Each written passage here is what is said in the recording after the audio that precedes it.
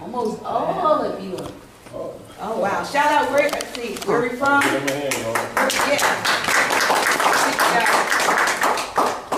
We're from Hartford, Connecticut. Connecticut.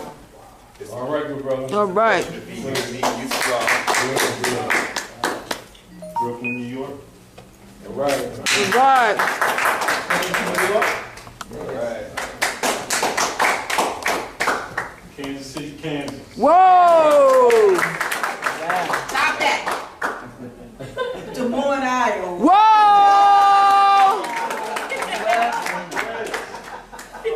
Wow.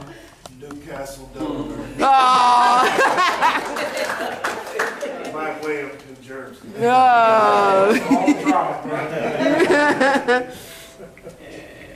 Okay, we're about, okay. This Facebook, if anybody's been watching on Facebook, Facebook has gotten real crazy. Facebook Live, so-called Live. It is a, I don't know, I feel like they're sabotaging, but, you know, it is what it is. But we're going to go on. Anywho, we are live at the House of Reawakening Minds with our brother, our friend, our teacher, Grand Sheik, Master Teacher, Taj Tarik Bey. Come on, let's welcome him.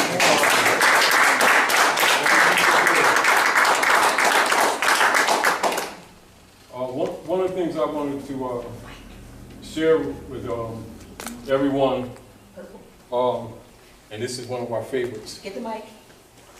All right. And this is from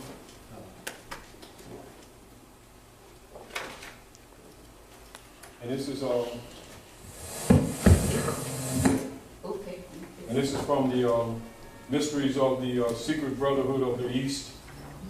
And these are higher degrees of Gnostic philosophies, as well as what many people know as the other part of the Circle 7. Keep in mind, all priests have this information, but the chapter will be self-explanatory as to why. Yes. Yeah, the chapter will be self-explanatory why the priesthood are reluctant for the common people to have availability of this literature. And this is interesting because this involves a lot of our conversations in development and trying to help people. And this is from the Secret Brotherhood of the East, Chapter 8. The Council of the Seven of the World. Can you hear me? Everyone can hear me? All right. In every age, since time began, but 7 sages lived. At first of every age, these sages meet to note the course of nations, people, tribes, and tongues. To note how far toward justice and love the race has gone. To formulate the code of law, religious postulates, and plans of rule best suited to the coming age. An age had passed, and lo, another age had come. The sages must convene. Now, Alexandria was the center of the world's best thought, and here in Philo's home, the sages met. From China came M.S.T. From India, Vidyapati came. From Persia, Casper came. And from Assyria, Ashbina came. From Greece, Apollo came. Methana was the Egyptian sage, and Philo was the chief of Hebrew thought. The time was due. The council met and sat in silence 7 days. And M.S.T. rose and said, "The wheel of time has turned once more. The race is on a higher plane of thought.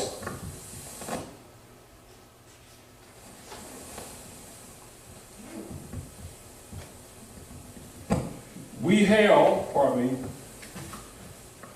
the garments that our fathers wore have given out. The cherubim have woven a celestial cloth, have placed it in our hands, and we will make for men new garbs. The sons of men are looking up for greater light. No longer do they care for gods hewn out of wood. They seek for Allah not made with hands. They see the beams of the coming days and yet comprehend them not. The time is ripe, and we must fashion well these garments for the race. And let us make for men new garbs of justice, mercy, and love, that they may hide their nakedness when shines the light of the coming days. And Vidyapati said, our priests have all gone mad. They saw a demon in the wilds, and at him cast their lamps. And they are broken up, and not a gleam of light has any priest for men. The night is dark. The heart of India calls for light. The priesthood cannot be reformed. It is already dead. Islam. Its greatest needs are graves and funeral chants. The New Age calls for liberty, the kind that makes each man a priest, enables him to go alone and lay his offerings on the shrine of Allah. And Casper said, in Persia people walk in fear. They do the good for fear to do the wrong. The devil is the greatest power in our land, and though a myth, he dandles on his knees both youth and age. Our land is dark, and evil prospers in the dark. Fear rides on every passing breeze and lurks in every form of life. The fear of evil is a myth, is an illusion and a snare, but it will live until some mighty power shall come to raise the ethers to the plane of light. When this shall come to pass, the Magian land will glory in the light, and the soul of Persia calls for light. Islam. That's one of the great Gnostic passages that the priesthood try to hide from the people, because they don't know that the priesthood has been the problem.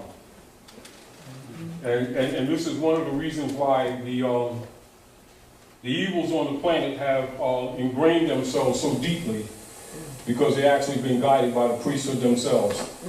The ones who have been least suspected have been actually in partnership with the lower light. And this is why people from no matter what so-called religion they claim, all they see is misery, broken families, jail, drugs, IRS taking their stuff, and the corporate states stealing people's properties and stealing their estates, stealing their pension funds and doing everything else. And the priesthood sitting around talking about salvation and Savior, etc., while they're getting a 501c3 kickback in the back door to keep the mystery system going, which they know they have been misguiding the people. However,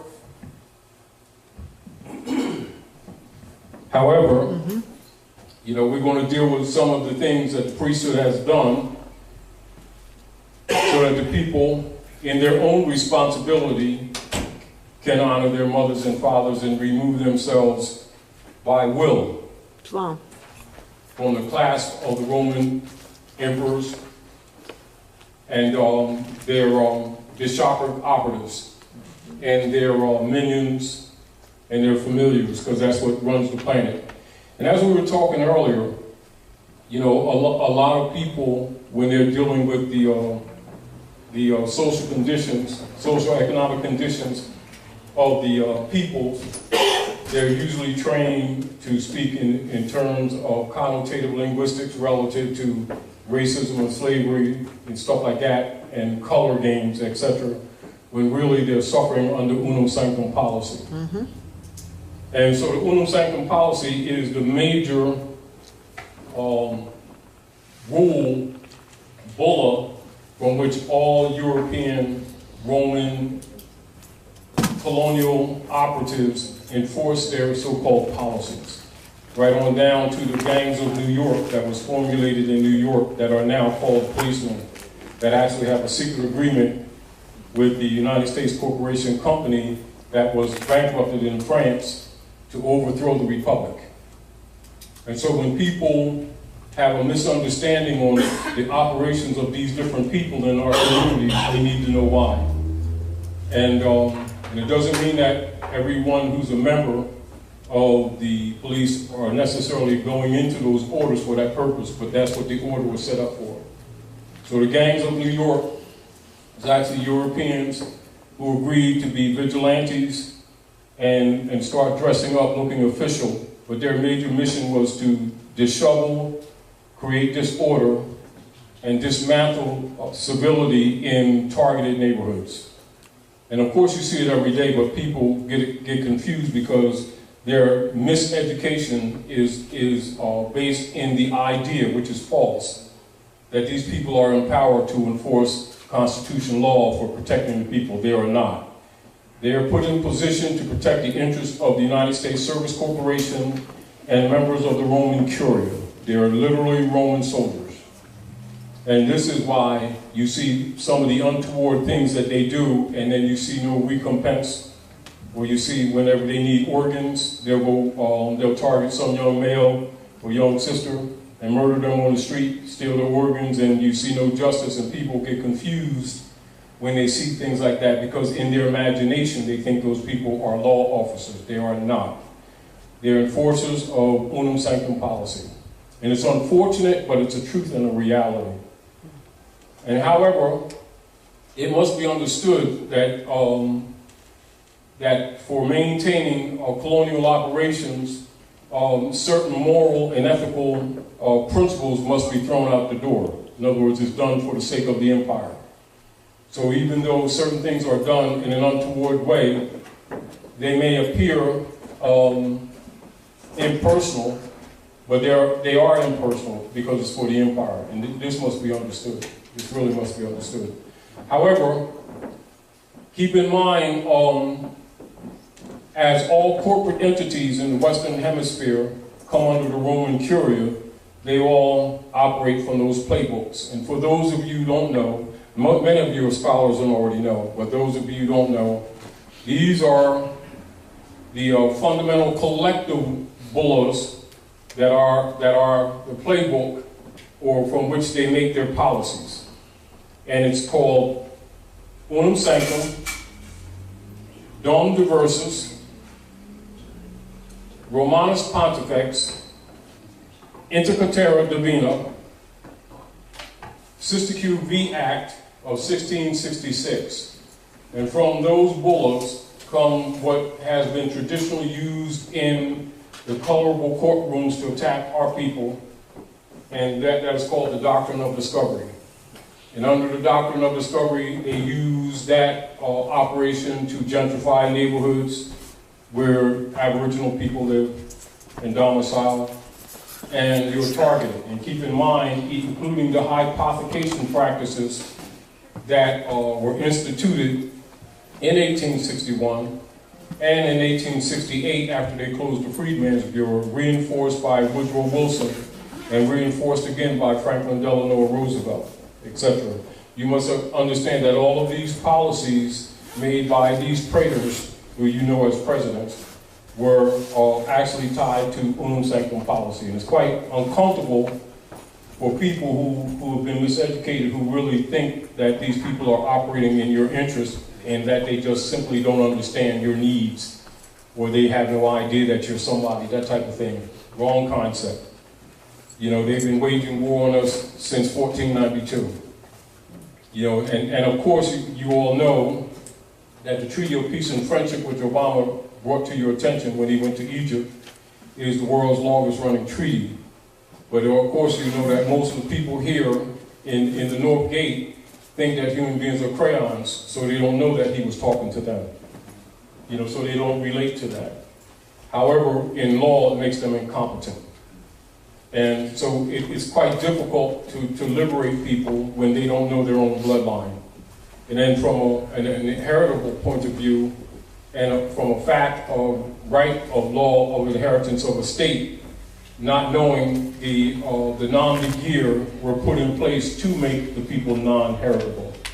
And this is why a lot of times, even when people begin to have some comprehension of these processes or the theft of the birthright, that is difficult to bring them to a proper concept of mind in order to address these things, because they will mix what is called the connotative linguistics with denotation, and of course be declared incompetent, not knowing that they're being declared incompetent. And so part of what we're talking about is, identity crisis and the Nom De Guerre. And so I want to share with you a little bit of lesson book 1. And some of you have it, but some of you don't. But I'm going to read from it anyway.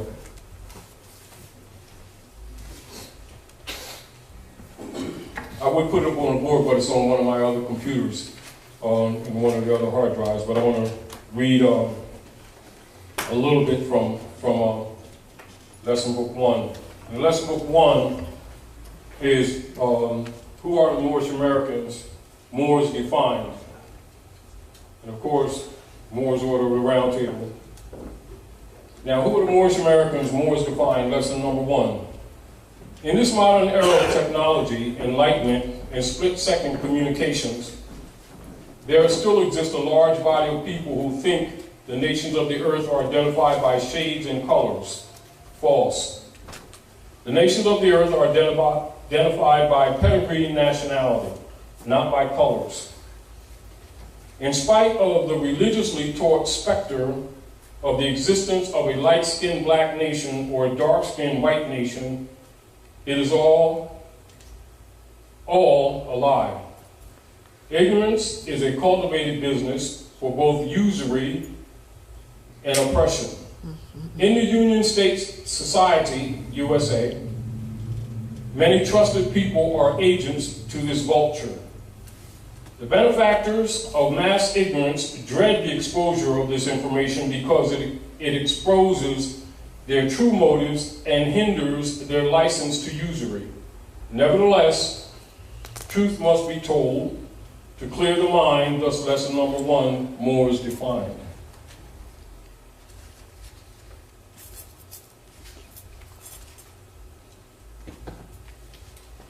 Preface.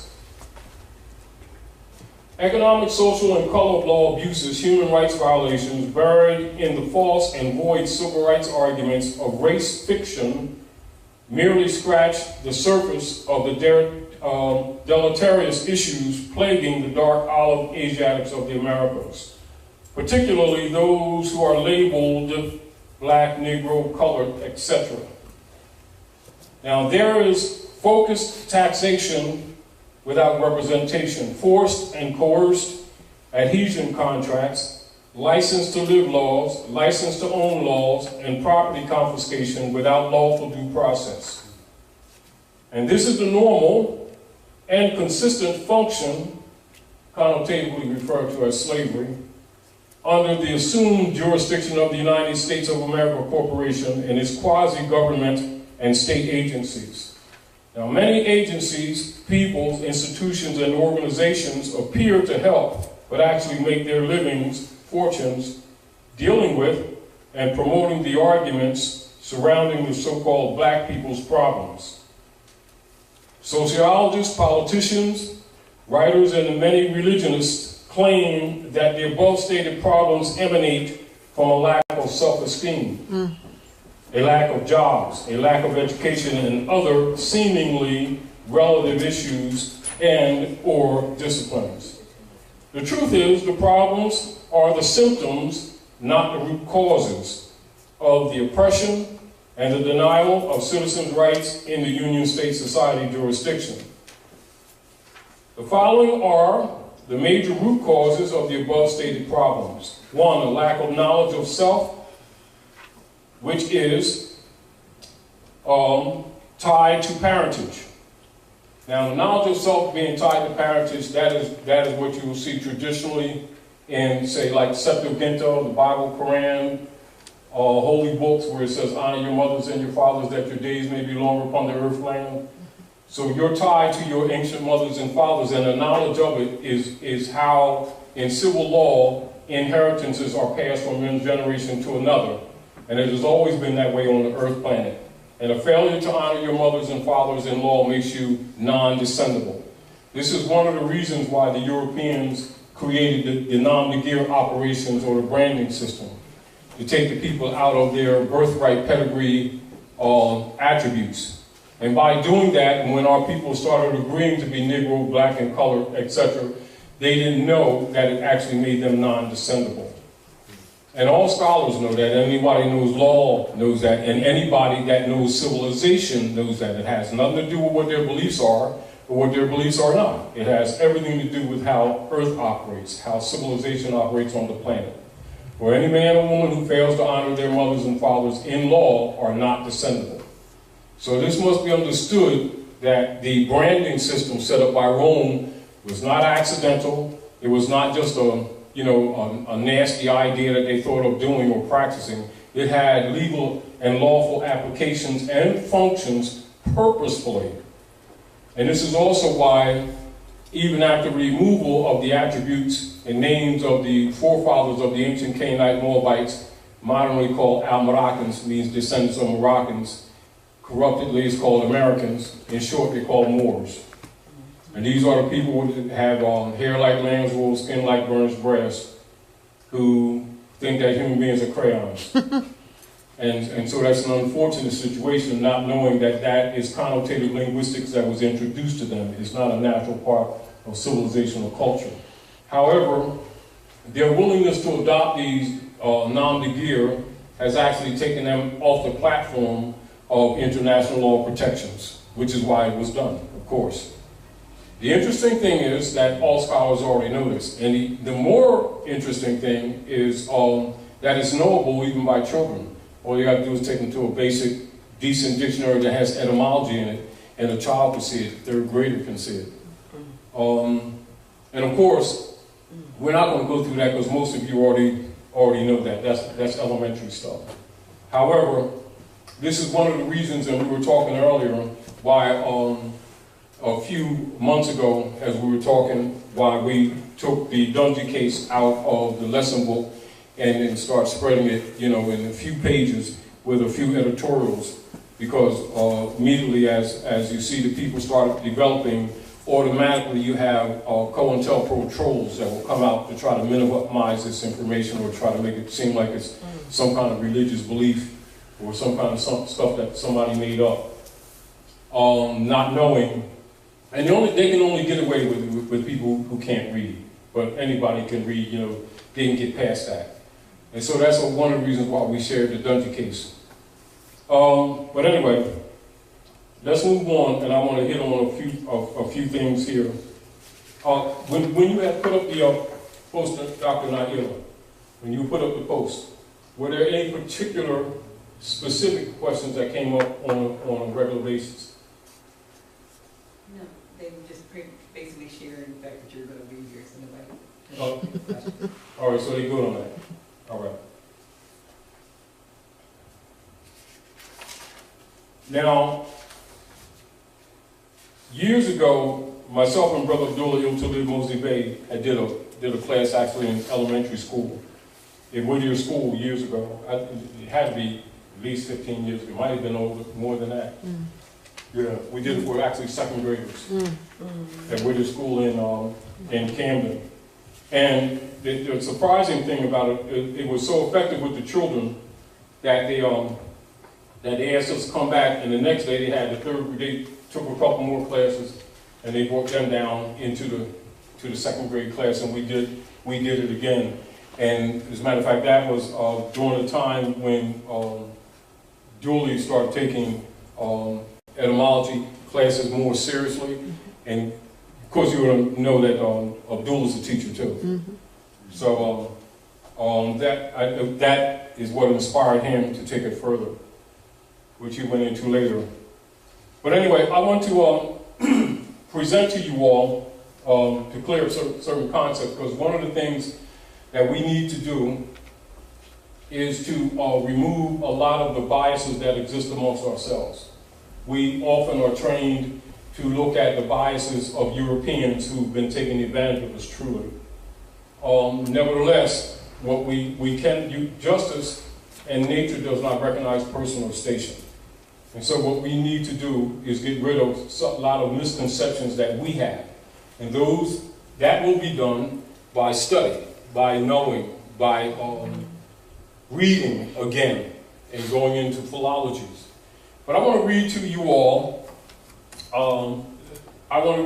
all, something, and I want to see what your response is, and then I will return to you in response to how you respond to this. This is a charter and object of an order. And I want to read it to you, and I want you all to interplay with me. I want you to interplay with me. Can you give them the mic for anyone who wants to speak? Whoever has the mic. And then we're going to go into this, but I want you to recognize that that in spite of the fact that we're under occupation, it doesn't mean that everything that the European says is wrong, and it doesn't mean that everything that an Asiatic says is right. So you must know principles, you must know justice.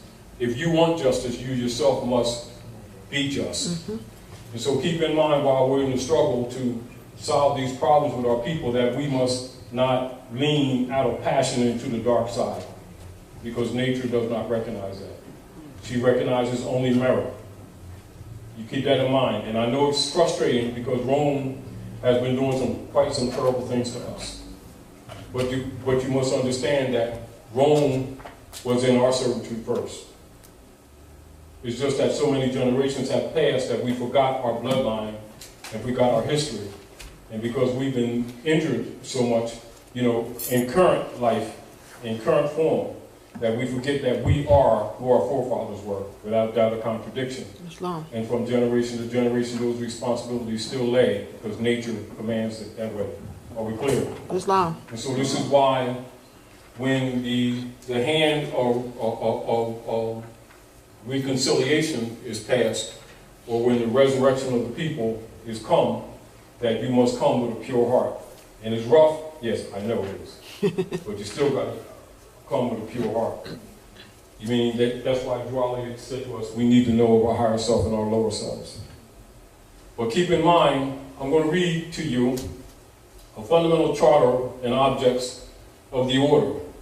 And I want to see where you object to this. All right? Charter and objects of the order. This is an institution of chivalry, humanity, mercy, and patriotism, embodying in its genius and in its principles all that is chivalric and patriotic in purpose. Its peculiar objects being, first, to protect the weak, the innocent, and the defenseless from the indignities, wrongs, and outrages of the lawless, the violent, and the brutal, to relieve the injured and oppressed, to succor the suffering and unfortunate, and especially the widows and orphans of Confederate soldiers. Second, to protect and defend the Constitution of the United States and all laws passed in conformity thereto, and to protect the states and the people thereof from any invasion from any source whatever. Excuse me, let me turn the page.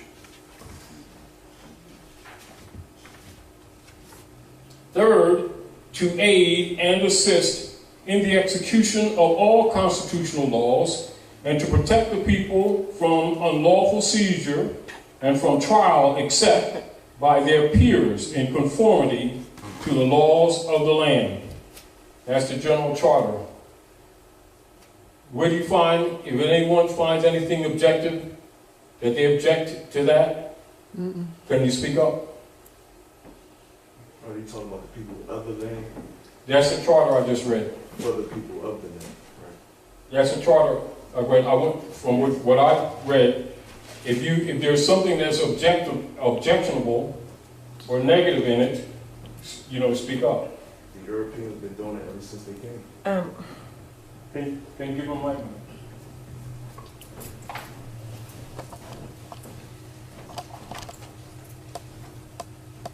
The settlers, the settlers,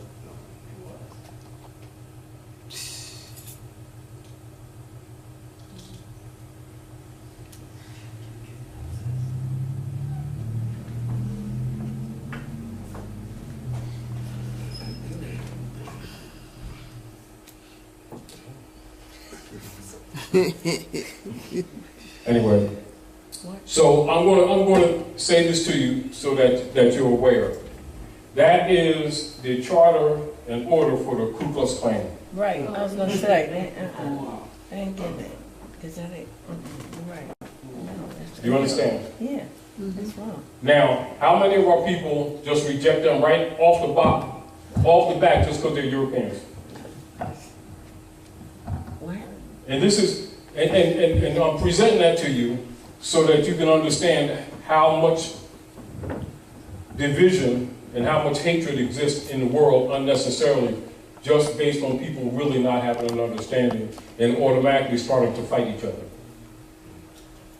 And having an opinion that is not necessarily true. Are we clear? Mm-hmm. Does that mean that every Klaner operates on that charter? No, but that is the charter. Now, and the reason I wanted to share that with you, that's in lesson book 1, is because you have to recognize your own biases and prejudices that you've accused others of. And that automatically being hostile to someone is not necessarily always meritorious. Are we clear? Now, and then, of course, a lot of the problems that exist in North America is because the European, by burying the true history, has also taken responsibility for some parts or aspects of slavery that actually have not his origin. Are we clear?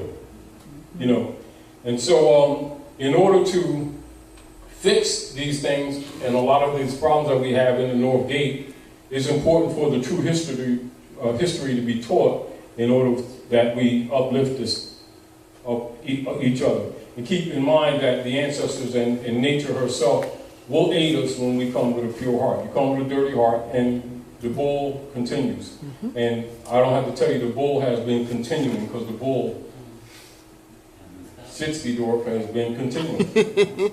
And, you know, we need to understand these things, you know. So I just wanted to share that with you from lesson book 1, but also understand the motive of Roman operations in the Western Hemisphere. And likewise, just like when you read the charter of the Klan, you know, a lot of times Europeans assume that if we're disagreeing with the political order, that we're contrary. But the very principle of constitutional enforcement of the Klan is the very principle of the constitution of the Moorish movement. You see? Interesting, isn't it? Yeah. Mm-hmm. Isn't it? Really? Mm-hmm. Islam. Mm-hmm. And on the surface, a lot of people would never think about that. Mm-hmm. And one of the things that remind me of that was when I was in Atlanta in '91. In '91, when I was going to be short, I was going to the movies down on Ponce de Leon after I came in from work. And Klanners came in the car behind me. And I had a white New Yorker, red interior. They had a dark blue New Yorker with a blue interior. And they had, you know, Confederate flag on it, etc. And of course, it didn't offend me because I already know it's the constellation. Islam. If you understand what I'm Islam. saying. People who don't understand the history take offense to it. Not knowing belongs to them too. Mm-hmm. Do you understand? Because they don't know their own history. You know, and this is where that white and black thing, which is a code system, come in and it naturally creates unnecessary division. And anyway, when I was going up that movie, what was it? Living Large was playing at the time, something like that. Mm. And I was going up the step. They came in behind me, was 2 men and a woman. And they walked past me real fast, and they went up on the step. It was steps about sort of like that platform, with no more than that at the doors on the back, because you had to go in the back of the mall to go into the movie. So anyway, they stopped at the door, and immediately I'm going into military mentally, waiting for the Negro Acts type thing. you know, it's like my own bias, whatever. Anyway, so this really spoiled my day too, because they had no intention didn't intend on losing, didn't matter. Anyway, But they, the woman and the man stood at the door to the left, and another guy stepped through, and they opened the doors, and they said, "Top of the morning to you," and they, bowed like that. That kind of like threw me off because I had a whole different idea.